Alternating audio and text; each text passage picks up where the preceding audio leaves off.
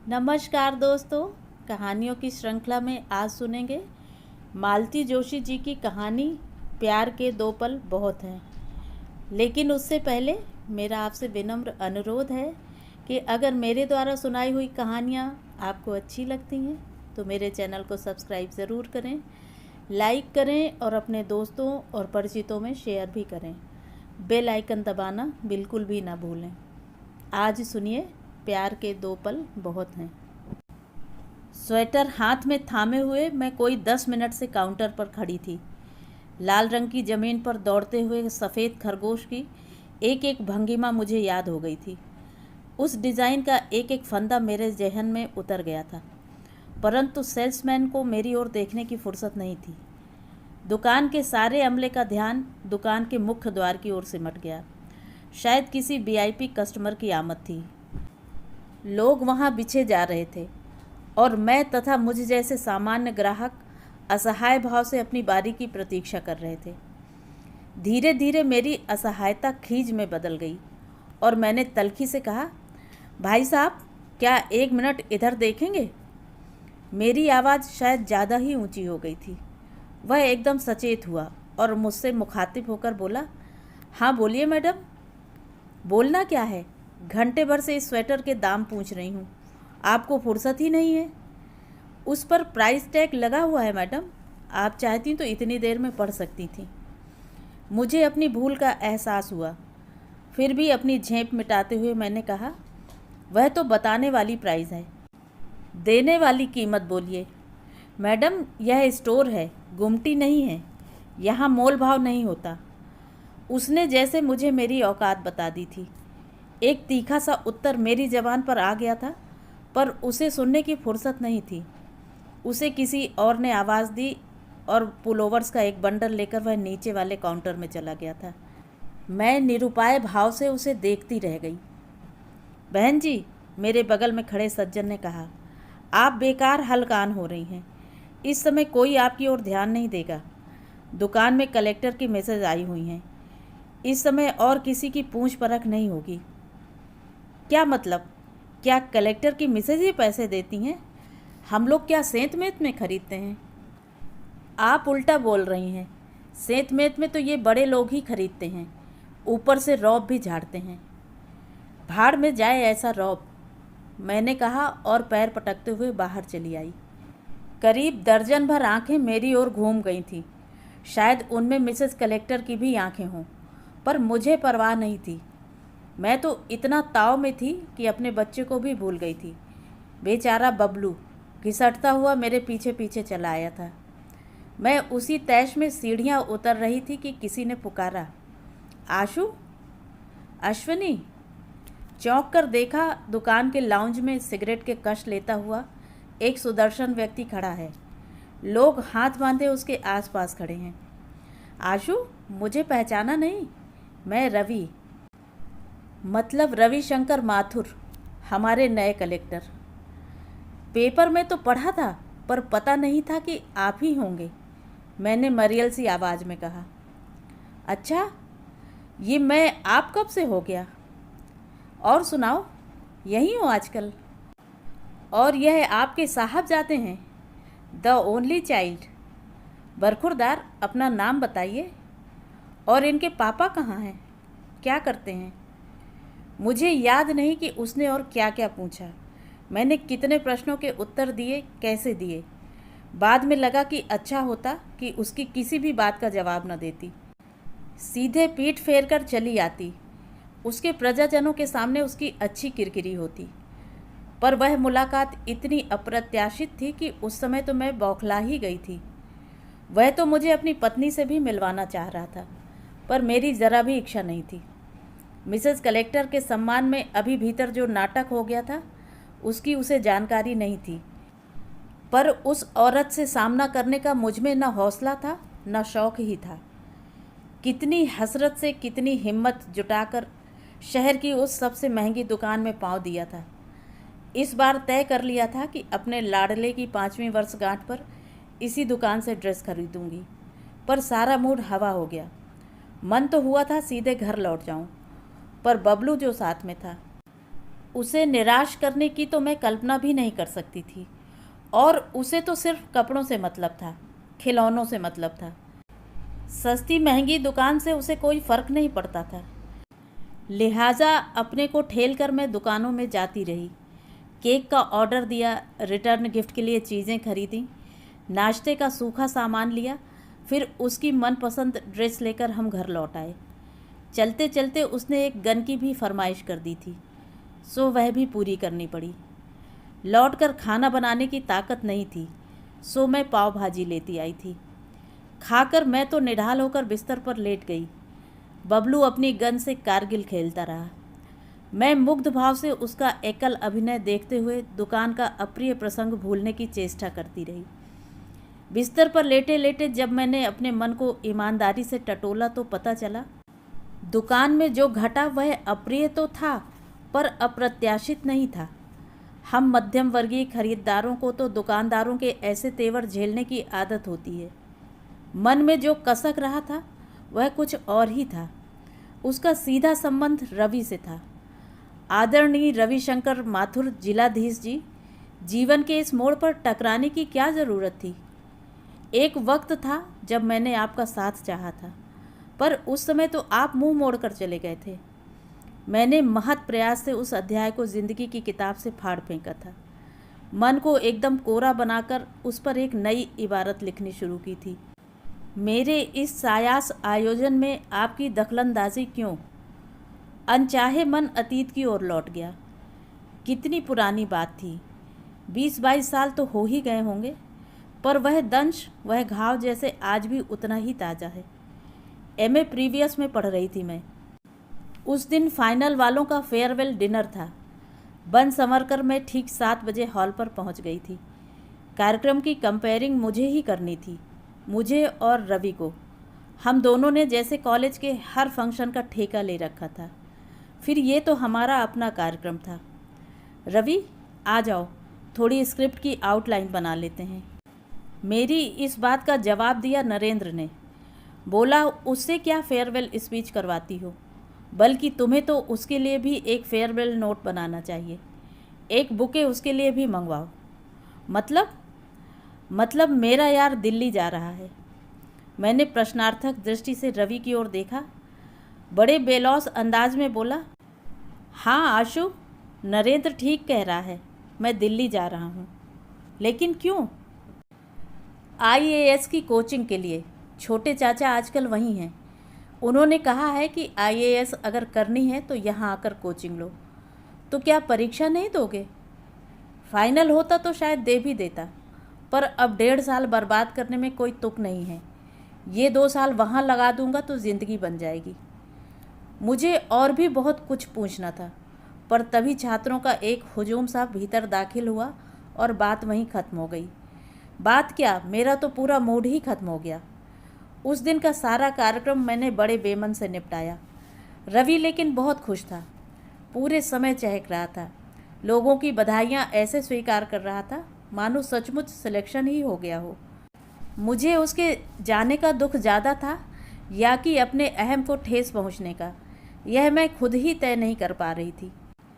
पर एक बात तय है कि इतनी बड़ी खबर किसी तीसरे के मुंह से सुनना मुझे अच्छा नहीं लगा था। 2 दिनों तक मैं उससे बात करने को तरसती रही, पर मौका ही ना मिला। पता लगा टीसी आदि निकलवाने में व्यस्त है, मतलब कि जाने की पूरी तैयारी हो चुकी है। मेरा तो कलेजा मुंह को आने लगा। तीसरे दिन मैंने उसे पकड़ ही लिया। हस्बे मामूल दोस्तों से घिरा हुआ था। चैटर्जी सर का पीरियड था, जिसे हम दोनों कभी मिस नहीं करते थे। उसे तो खैर अब कोई परवाह नहीं थी, पर उसकी खातिर मैंने भी पीरियड गोल कर दिया। सारा संकोच त्याग कर सीधे सामने जाकर खड़ी हो गई। रवि, जरा मेरे साथ लाइब्रेरी तक चल सकोगे ना? वह चौंक पड़ा, फिर संभल कर बोला, क्यों, आज क्लास में नहीं जाना है? नहीं, लाइब्रेरी में ज़रूरी काम है। वह मना नहीं कर सका। यार लोग भी समझदारी से तितर बितर हो गए। चलो, उसने कहा और साथ हो लिया। मैंने सीधे कैंटीन की राह पकड़ ली। तुम तो लाइब्रेरी जा रही थी ना? नहीं, मुझे तुमसे ज़रूरी बात करनी है और लाइब्रेरी में बात करना मना है। उसने शायद खतरे को भांप लिया। वहीं रास्ते में ठिठक कर खड़ा हो गया। बोलो, क्या बात है? बात यूँ खड़े खड़े नहीं हो सकती। कैंटीन न जाना चाहो तो यहीं कहीं घास पर बैठ लेते हैं। और प्लीज़ इस तरह बार बार घड़ी मत देखो। आज की गाड़ी से ही तो रिजर्वेशन नहीं है ना। वह झेंप गया। फिर हम लोग चुपचाप चलते हुए कैंटीन तक आ गए। जैसा कि मैं जानती थी, इतनी सुबह वह लगभग खाली थी। हम लोग सबसे कोने वाली मेज़ पर जाकर बैठ गए। हाँ, अब बोलो क्या बात है? उसने बेजार से लहजे में कहा। तो तुम जा रहे हो? हाँ। कितने दिनों के लिए? कह नहीं सकता। 2 साल, 4 साल, जितने भी लग जाएं। जो काम ठान लिया है उसे पूरा करके ही लौटना है। तब तक मैं क्या करूं? कर तो रही हो। प्रीवियस करो, फाइनल करो, चाहो तो पीएचडी कर लेना। वैसे भी लेक्चररशिप तुम्हारी तय है। पीसीएस में भी तुम्हें कोई रोक नहीं सकता। तुम क्या सोचते हो, तुम्हें मैंने अपना करियर गाइड नियुक्त किया हुआ है? तो फिर मुझसे पूछने का मतलब क्या है? मैं यह पूछ रही हूँ कि मेरे लिए क्या सोचा है। वह ठठाकर हंस पड़ा। अरे, तुम तो एकदम वो परिणीता वाली मीना कुमारी की टोन में बोल रही हो। मुझे क्या करना होगा? उसने मीना कुमारी की नकल उतारते हुए कहा। वह अब भी हंसे जा रहा था, पर जब मैंने उसकी हंसी में साथ नहीं दिया तो चुप हो गया। मैंने कहा, यही समझ लो कि ये मैं परिणीता की मीना कुमारी की तरह ही पूछ रही हूँ। मेरे लिए क्या सोचा है? उसकी आंखें आश्चर्य से फैल गईं। आशु, आर यू सीरियस? क्या तुम सीरियस नहीं हो? सॉरी आशु, पर मैंने इस तरह से कभी सोचा ही नहीं था। We are just friends. Good friends no doubt, but just friends. तुम्हें अगर किसी तरह की गलत फहमी हो गई हो तो मुझे बहुत दुख होगा। मैं अपने आप को कभी माफ़ नहीं कर पाऊँगा। लेकिन मैं सच कहता हूँ कि इस तरह की बात कभी मेरे मन में उठी ही नहीं। I think we are too young for such things. उसके बाद कब वह उठकर चला गया, मुझे पता नहीं। मैं पत्थर की मूर्ति की तरह देर तक अपनी कुर्सी पर बैठी रही। मुझे सिर उठाते भी शर्म आ रही थी। लग रहा था जैसे यहाँ उपस्थित सभी ने मेरे अपमान का नाटक देख लिया है। इस कैंटीन के दरों दीवार भी मेरी फजीहत के चश्मदीद गवाह हैं। उसके बाद दोबारा मैं उस कैंटीन में पाँव रखने की हिम्मत नहीं जुटा पाई। उसके बाद मुझ में कॉलेज जाने का भी हौसला बाकी न था, पर प्रिपरेशन लीव ने मुझे उबार लिया। हफ्ता भर मैं बिस्तर में ही पड़ी रही। संगी साथी हाल चाल पूछने आए भी तो किसी को भी मेरे झूठ पर शक न हुआ। मेरी शक्ल सचमुच 6 महीने के बीमार की सी निकल आई थी। चेहरे की सारी रौनक हवा हो गई थी। इसी दौरान हमारे ग्रुप ने रवि को एक फेयरवेल भी दे डाला। मेरे जाने का सवाल ही नहीं था। किसी ने इसरार भी नहीं किया, बस अफसोस भर जताया। मेरी सहेलियां मेरे व्यक्तित्व से प्रभावित भी थीं और आतंकित भी। उन्हें तो मेरे न आने से खुशी ही हुई होगी। फिर एक दिन कुलदीप मेरे घर आया। कुलदीप मेरा बैडमिंटन में पार्टनर था। हम दोनों कॉलेज के लिए कई बार शील्ड लेकर आए थे। वह बड़ा ही खिलंदड़ा शरीर और हंसमुख इंसान था, पर उस दिन आया तो बड़ी संजीदा सी सूरत बनाकर सामने बैठा रहा। बड़ी मरियल सी आवाज़ में पूछा, कैसी हो? बस जिंदा हूँ। उसका चेहरा और लटक गया। वह बड़ी गंभीरता से मेरे इलाज के बारे में पूछता रहा। उसने 2-1 स्पेशलिस्टों के नाम भी सुझाए। उनके पास खुद ले चलने की पेशकश भी की। उसकी इस संजीदगी पर मुझे बेसाख्ता हंसी छूट गई। मैंने कहा, कुलदीप प्लीज़ भगवान के लिए ये मातम बंद करो। मुझे सिर्फ फ्लू हुआ है और तुम ऐसे बिहेव कर रहे हो जैसे मेरी कैंसर की आखिरी स्टेज चल रही हो। वह फिर भी गंभीर बना रहा। बड़ी देर बाद डूबती सी आवाज़ में बोला, अगर कैंसर की आखिरी स्टेज भी होती तो भी मुझे परवाह नहीं थी। मैं घर परिवार से लड़ जाता और तुम्हें डोली में बिठाकर ले जाता। अगर कल को तुम्हें कुछ हो भी जाता तो अपनी हैसियत के मुताबिक एक छोटा मोटा ताजमहल बनवा देता, पर तुमने मौका ही नहीं दिया। कुलदीप, मेरी आंखें आश्चर्य से फैल गई थीं। कुलदीप, ये तुम क्या कह रहे हो? इतना चीखने की ज़रूरत नहीं है आशु। मैं बिल्कुल अपने होशो हवास में हूँ। लेकिन शायद मैं तुम्हें कभी समझा ना सकूँगा कि मैंने कितनी शिद्दत से तुम्हें चाहा है। मेरी ज़बान पर तो जैसे ताला लग गया था। तुमने मेरे सपनों पर पानी फेर दिया, और वह भी उस नालायक रवि के लिए। पता है उस दिन पार्टी में वह तुम्हारी कैसी मजाक बना रहा था। बोला अपने ऊपर मरने वाली हर लड़की से अगर मैं शादी करने लगूं तो मुझे तो नवाबों की तरह एक हरम पालना पड़ेगा। शर्म के मारे मैं कुलदीप से आंख नहीं मिला पाई। रवि पर तो इतना गुस्सा आ रहा था कि सामने होता तो मैं उसका मुंह नोच लेती। कुलदीप मेरा इतना अच्छा दोस्त था, पर मैं कभी उसके मन की थाह नहीं ले पाई थी। शायद इसी तरह रवि भी मेरे मन की बात नहीं जान पाया होगा। लेकिन इसका मतलब यह तो नहीं कि वह मेरी भावनाओं का इस तरह मखौल उड़ाता। मैंने एक साथ 2 दोस्त खो दिए थे। ज़िंदगी एकदम वीरान हो गई थी। पढ़ाई से जी उचट गया था।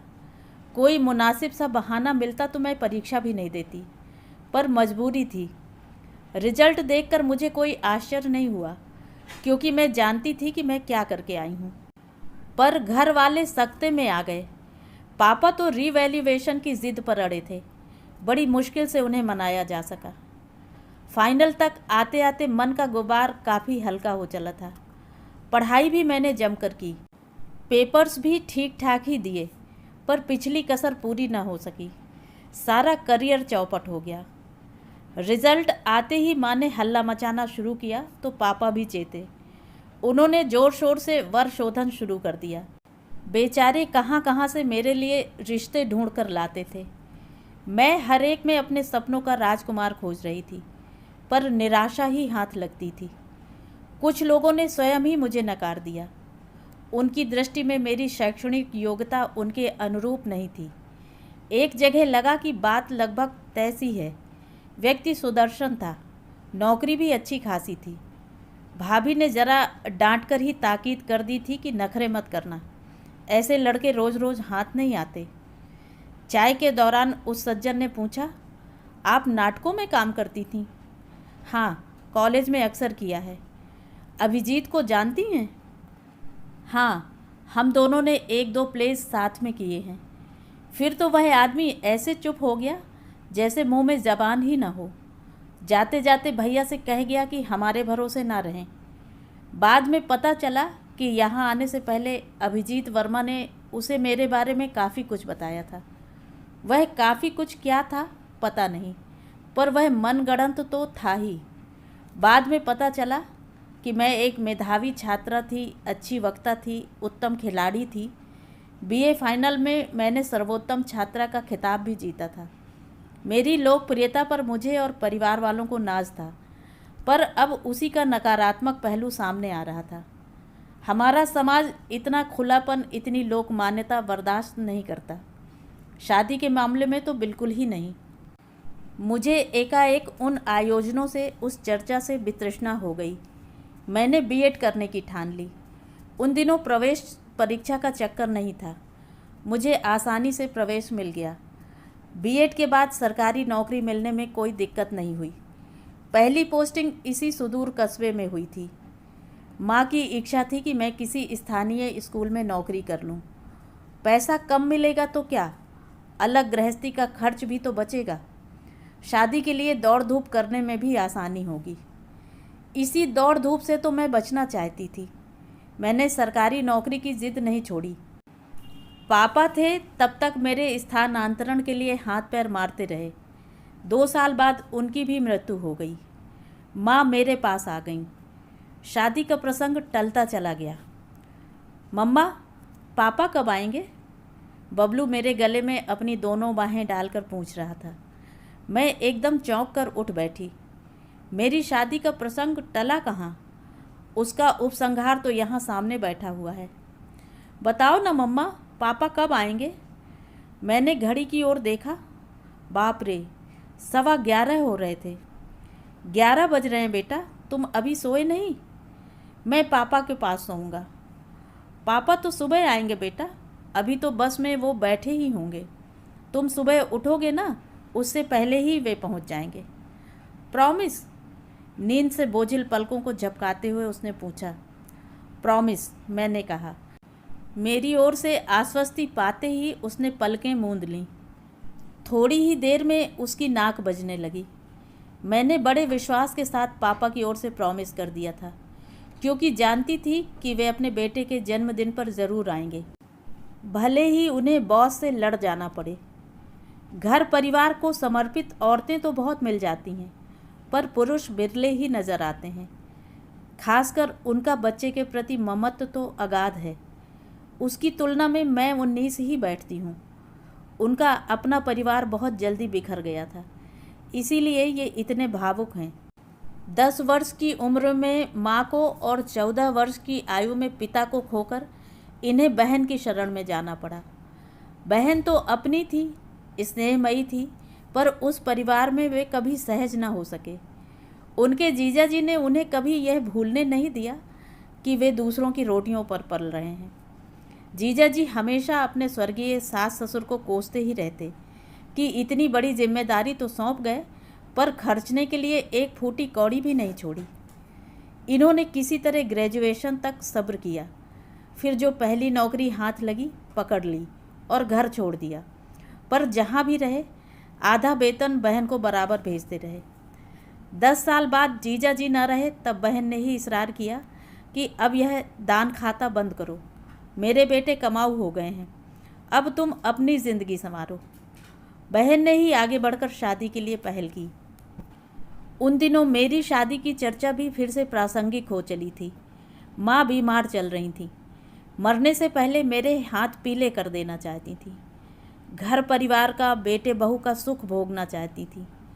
मुझे भी लगा कि माँ के बाद तो मैं यहाँ एकदम अकेली पड़ जाऊँगी, सो मैंने हामी भर ली। भाभी भुनभुनाई भी, कितने अच्छे अच्छे रिश्ते आए थे, तब नखरे करती रहीं।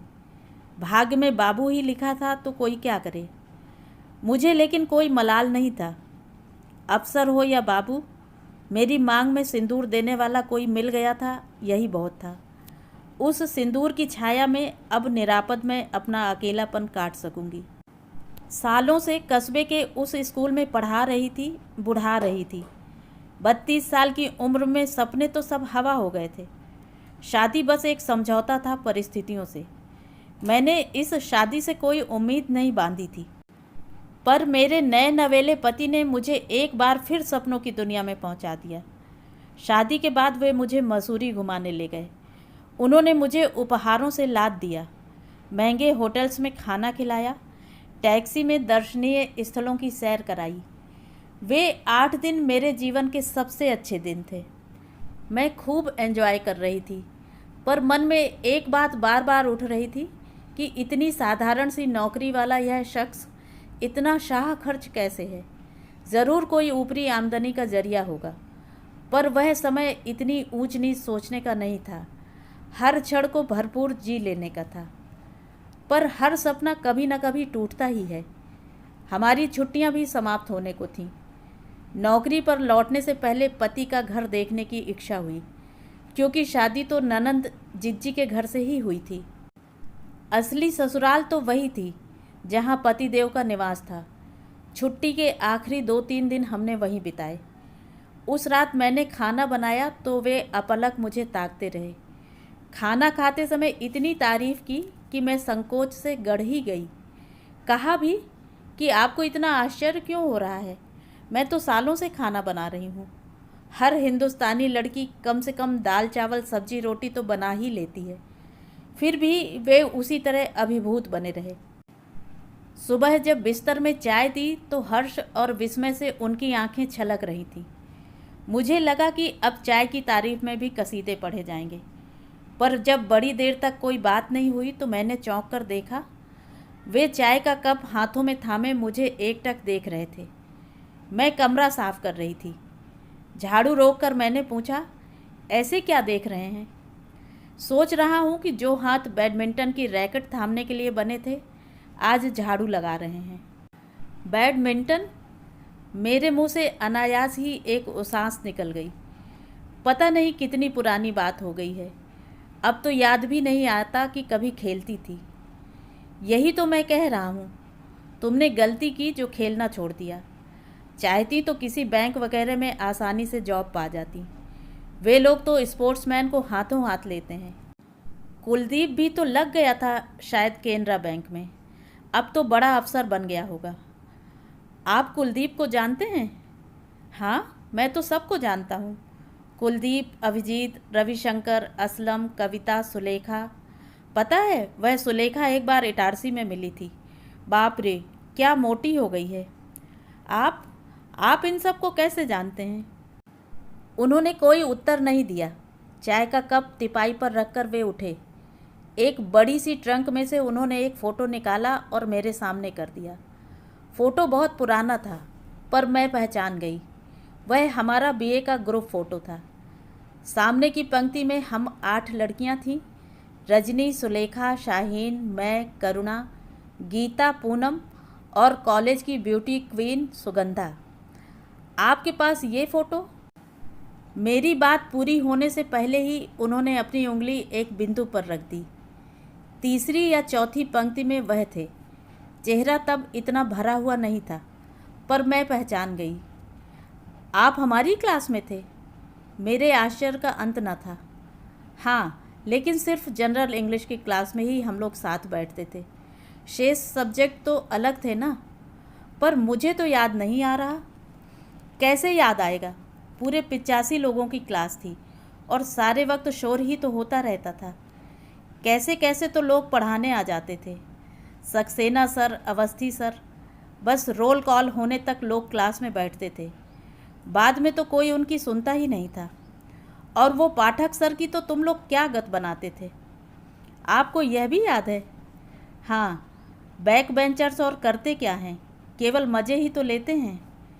मुझे तो जनरल हिंदी के पीरियड्स, वह खचाखच भरी क्लास, वह शोर, वह फिक्रे, सब कुछ याद आ रहा था। स्मृति के उपवन में अचानक असंख्य चेहरे खिल उठे थे, पर उनमें यह चेहरा कहीं नहीं था। मुझे आप याद क्यों नहीं आ रहे हैं? मैंने तड़प कर कहा। लेट इट गो यार। याद करने लायक कुछ होता तभी न याद आता। न पढ़ने, न खेलने में, न गाने बजाने में, न शोर शराबे में। कहीं भी तो मेरा वजूद नहीं था। तुम कैसे याद कर सकती हो? बस डिग्री भर का वास्ता था। सुबह 2 ट्यूशन करके कॉलेज पहुंचता था, शाम को लौटते हुए 2 ट्यूशन्स करता था। इससे ज़्यादा कुछ करने का ना तो हौसला था, ना सुविधा थी। आप मुझे जानते थे? कौन नहीं जानता था। तुम तो you were proud of our college. तुम, रवि, कुलदीप, सुगंधा, तुम सब पर तो कॉलेज को नाज था। तुम तो बल्कि ऑलराउंडर थी। कभी कभी तो रश्क भी होता था। ईश्वर एक ही व्यक्ति को इतना सब कुछ कैसे दे देता है। हम लोगों ने कभी बात नहीं की? एक आध बार की थी, शायद इलेक्शन के वक्त या फिर डिबेट के बाद तुम्हें कॉन्ग्रेचुलेट किया था। ठीक से याद नहीं, पर मुझे याद क्यों नहीं आ रहा? कैसे आएगा? तुम्हारे आसपास तो उन दिनों इतनी भीड़ हुआ करती थी। मैंने कितनी मुश्किल से हिम्मत जुटाई थी, मैं ही जानता हूँ। मैं तो सन्न रह गई। यह शख्स तो सब जानता है, सबको पहचानता है। क्या इसे रवि के बारे में मालूम है? क्या यह कुलदीप की भावनाओं को जानता था? क्या अभिजीत ने कभी इनके सामने भी बकवास की होगी? मैं परेशान हो उठी। वह अतीत जो मेरे लिए व्यतीत हो गया था, नए सिरे से उठ खड़ा तो ना होगा। हम लोग एमए में साथ होते तो शायद मुझे याद रहता, मैं आपको पहचान लेती। वहाँ कम लोग होते हैं ना। अरे एमए कहाँ से करता, बीए करने के तो लाले पड़े हुए थे। बोर्ड की परीक्षा में साइंस ग्रुप में 75% मार्क्स थे, पर टेक्निकल लाइन नहीं ले सका। बीए कर सका, यही बहुत था। एमए तो मेरे लिए सपना था। उस समय बस एक ही धुन सवार थी, पैसे कमाकर जीजा जी का कर्ज चुकाना। इसीलिए जो भी नौकरी मिली पकड़ ली। शादी करने का तो कभी सोचा ही नहीं था। शायद अब भी न करता। पर क्या? उस दिन जिज्जी ने तुम्हारी फ़ोटो दिखाई तो मैं हैरान रह गया। तुम्हारा रिश्ता कभी मेरे लिए आएगा, इसकी तो आशा ही नहीं की थी। उस समय तो मेरे लिए आकाश कुसुम थी। पता नहीं किस पुण्य प्रताप से वह मेरी झोली में आ गया। बस भी कीजिए, कुछ भी बोले चले जा रहे हैं। सच कह रहा हूँ अश्विनी, तुम मुझ जैसे मामूली आदमी के लिए नहीं बनी थी। तुम्हारे पिता जीवित होते तो ज़रूर तुम्हारे अनुरूप वर खोजते। मैं जानता हूँ पिता का ना होना क्या होता है, इसे मैं जानता हूँ। नहीं तो आज मैं भी इंजीनियर होता। चलिए यही समझ लीजिए कि हम दोनों की बदकिस्मती ने ही हम दोनों को मिलाया है। आप अगर इंजीनियर होते तो शायद हमारी शादी नहीं होती। मेरे भाई के पास इतना पैसा नहीं था। मेरी बात शायद उन्हें थोड़ी सी राहत दे गई। उनकी खोई आंखों में चमक लौट आई। उस सुबह ने मुझे भी एक सुखद मोड़ पर लाकर खड़ा कर दिया था। उस क्षण से मेरी मानसिकता ही बदल गई।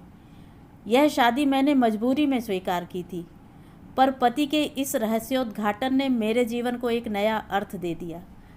अब तक मैं प्यार की पीड़ा से ही परिचित थी। प्यार पाने का आनंद क्या होता है, यह पहली बार जाना। कोई मुझे इतना चाहता है, इतने सालों से चाहता है, यह सोच सोचकर मैं पुलकित होती रही। जिंदगी से जो भी गिले शिकवे थे, सब दूर हो गए। इस नई अनुभूति ने मुझे एक नई जीवन दृष्टि दी। मेरे मन में उस गृहस्थी के प्रति एक ममत्व, एक अपनत्व जाग उठा। 2 दिनों तक लगातार खटकर मैंने उनके ब्रह्मचारी आश्रम की काया पलट कर दी। सारे घर को धो पोंछ कर चमका दिया। किचन को जरा तरतीब दी। जो भी सामान था करीने से लगाया। बिस्तर पर नई कढ़ाई वाली चादर बिछा दी। खिड़कियों के लिए नए पर्दे, कुर्सियों के लिए नए कुशन खरीदे। पाँव पोछ तक मैंने बदल डाला। वे विस्मय विमुग्ध नज़रों से मुझे देखते रहते, जैसे उन्हें अपनी आँखों पर, अपने भाग्य पर विश्वास न आ रहा हो। जाने से पहले धोबी घाट लगाकर मैंने उनके सारे कपड़े धो डाले, खुद बैठकर प्रेस किए। कपड़े रखते हुए संदूक की तलहटी में रखी पासबुक पर मेरी नज़र पड़ी। उत्सुकतावश मैंने उसे उठा लिया। मन में एक अपराध बोध तो था, पर मैंने मन को समझा लिया कि यह किसी तीसरे व्यक्ति की तो नहीं है, मेरे पति की पासबुक है। उसे खोलने का मेरा हक बनता है। खोल कर देखा, मात्र 500 शेष थे। पिछले 1.5 महीने में करीब 50,000 की राशि समय समय पर निकाली गई थी। जाहिर है शादी का जो भी थोड़ा बहुत खर्च था इन्होंने ही किया होगा। और मसूरी की वह शाही ट्रिप, मैं तो पता नहीं क्या सोच बैठी थी। यह तो घर आकर पता चला कि ये आदमी कितना फटे हाल है। न रसोई घर में 4 बर्तन थे, न ढंग की 4 कुर्सियाँ थीं, न कपड़ों के लिए अलमारी थी, न फ्रिज था। एक ब्लैक एंड वाइट टीवी ज़रूर था। फिर भी उस घर से एक रिश्ता जुड़ गया था। जाते हुए मन उदास हो आया था, पर जब इनका भी बैग तैयार होने लगा तो मैं चौंकी। आप कहाँ चल दिए? तुम्हें टैक्सी में अकेले कैसे भेज दूँ? पर टैक्सी में जाने की ज़रूरत क्या है, इतनी बसें तो चलती हैं। चलो अच्छा, बस में ही चलते हैं। नहीं, आप नहीं आएंगे। बेकार छुट्टियां बर्बाद करने से फ़ायदा। अभी तो साल भर 30 त्यौहार चलते रहेंगे, आना जाना लगा रहेगा, फिर परेशानी होगी। नहीं, आप साथ नहीं आएंगे। कल ही ज्वाइन किया है और आज फिर छुट्टी लेंगे, अच्छा लगेगा? बड़ी मुश्किल से मैंने उन्हें रोका। तब से बराबर रोकती ही आ रही हूँ। हर बात पर टोकती रहती हूँ, बार बार जताती रहती हूँ कि मैं कोई विशिष्ट अतिथि नहीं हूँ, आपकी पत्नी हूँ। हर बार मेरे लिए किसी विशेष आयोजन की ज़रूरत नहीं है। उनके उफनते उत्साह को बांधना बहुत मुश्किल काम है, पर यह कठोर कर्तव्य मुझे हर बार करना पड़ता है। जैसा कि मैंने बबलू को प्रॉमिस किया था, ये सुबह 5 बजे ही लदे फंदे पहुंच गए थे। मिठाई, खिलौने, ड्रेस, बबलू की तो ऐश हो गई थी। फिर हम दोनों ने मिलकर घर सजाया, रिटर्न गिफ्ट्स तैयार किए, बच्चों के लिए छोटे मोटे गेम्स भी तैयार किए। बीच बीच में मेरा रसोई में और इनका बाजार में चक्कर लगता रहा। 5 बजे सब कुछ एकदम तैयार था। 6 बजे से बच्चे आना शुरू हो गए। 9 बजे तक हंगामा चलता रहा। हम दोनों बच्चों को देख देख कर खुश होते रहे। बबलू के जन्मदिन पर हर साल ऐसा ही हंगामा होता है। उस समय वे किसी की भी नहीं सुनते। मुझसे कहते, देखो तुम्हारी हर बात मैं मान लेता हूँ, पर इस काम के लिए मुझे टोका मत करो। साल में एक बार मुझे अपने मन की सी कर लेने दो। मेरे बहुत से अरमान हैं, उन्हें खुलकर निकल जाने दो। उनका अतृप्त बचपन कभी उनका पीछा नहीं छोड़ता। रात बबलू अपने उपहार खोलने में व्यस्त था और मैं बिखरा घर समेट रही थी कि मैंने देखा ये जूते बांध रहे हैं। क्या निकल रहे हैं? और क्या, ऑफिस में ऑडिट चल रहा है। बड़ी मुश्किल से बॉस को एक दिन के लिए पटाकर आया हूँ। हमारी बातचीत से बबलू का ध्यान बटा। वह दौड़कर आया और पापा के गले में झूलता हुआ बोला, पापा आप फिर जा रहे हैं? गंदी बात, आप अपना ऑफिस यहाँ क्यों नहीं ले आते? ले आएंगे बेटा, भगवान ने चाहा तो दिवाली तक मेरा ऑफिस यहीं आ जाएगा। मतलब? मैंने पूछा। मतलब कुछ नहीं, ट्रांसफ़र के चांसेस हैं। पिछला खड़ूस बॉस चला गया ना, ये नया वाला ज़रा कंसिडरेट है। उसने एप्लीकेशन फॉरवर्ड कर दी है। अब देखो कब तक होता है। आप अपनी एप्लीकेशन वापस ले लीजिए। क्यों? बड़ी मुश्किल से तो? नहीं, मेरी इच्छा नहीं है। वे कुछ क्षण तक मुझे घूरते रहे। उनके चेहरे पर कई रंग आए और गए।